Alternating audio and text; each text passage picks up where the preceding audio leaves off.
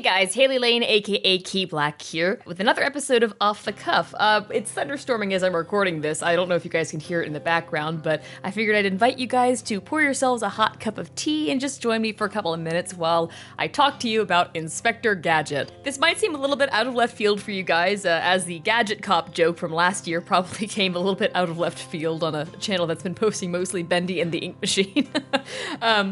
But I didn't grow up with Inspector Gadget. By the time I watched any of it, I was already like, I don't know, 23. Well, that is the cartoon. I hadn't seen any of the cartoon. And I can't remember what got me first interested in it, like, back in the day, but I had this idea in my brain about what I thought Inspector Gadget surely was. You know, this kind of Swiss Army knife of an inspector who would just go on these hijinks and adventures, probably somewhere between Lupin the Third and The Adventures of Sonic the Hedgehog in tone. I discovered when I started watching it that I was not entirely wrong, except for one thing. I didn't realize that Inspector Gadget himself was completely incompetent, and that was the entire joke. I also hadn't yet seen the Pink Panther at the time, so there you go. When I started watching it, I remember being actually genuinely disappointed.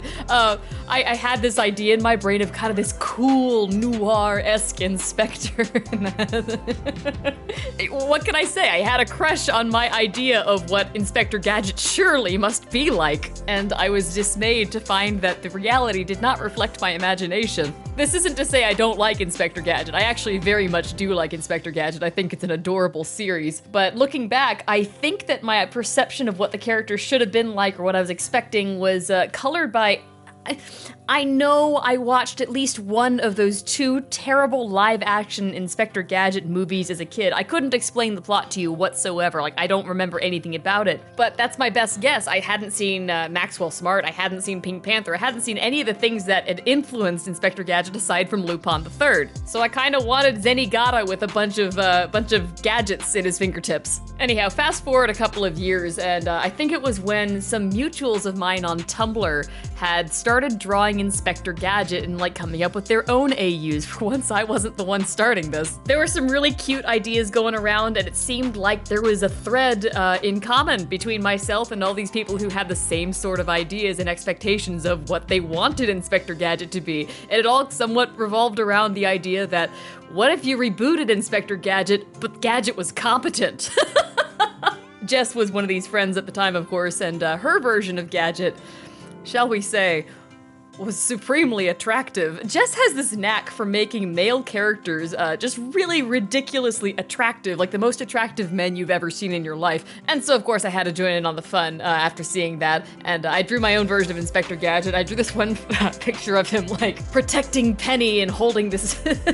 His arm was turned into this double-barreled shotgun, and it was pointed edgily at the camera. You know, I knew roughly what I wanted out of the character, but I can't help but cringe looking back on some of my old art of him, not because it revealed just how much of a crush I had on the character, but because it's so painfully obvious when you look at those drawings that I was in denial about it. Like, I didn't make him hot enough. But yeah, those were some fun shenanigans, and it was only about 2 years ago that I actually sat down and watched the entirety of the original Inspector Gadget series. I did it all in this kind of insane binge, along with Poirot, Columbo, and Knight Rider. There was a lot going on in my life at the time. It was a pretty dramatic period, and so I was just devouring these TV shows. Monpian had recommended Poirot, and I don't know, something triggered in my brain, and I remembered that fun time with Inspector Gadget and decided, you know what, I'm gonna actually sit down and watch the entirety of it. And it really was really charming. Like, I know one of my motivations for it was I was secretly hoping that there would be one episode where he was actually competent, but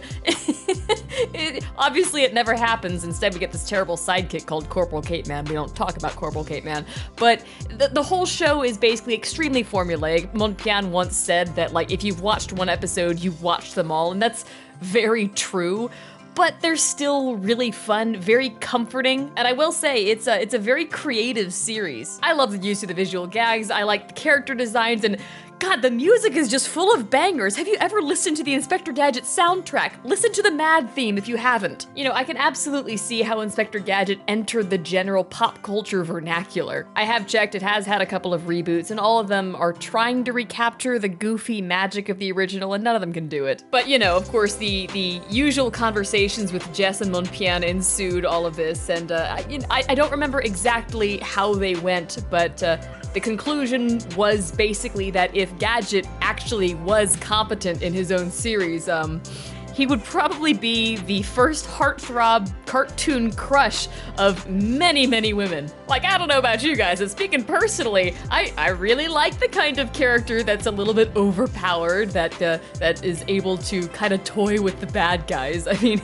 if you'll notice the thread between the Shadow, Ghost Rider, I mean, hell, Monpian even pointed out that Sissel falls into the same category too. These, like, all the characters that I develop crushes on are basically the same kind of person. I'm a simple woman. I know what I like in a character. At any rate, guys, thank you so much for listening and for watching. This was a fun one to talk about, and I'll see you guys in the next one. As usual, please leave your comments and questions in the comments section, and I'll address what I'm able to in following videos. Thanks again.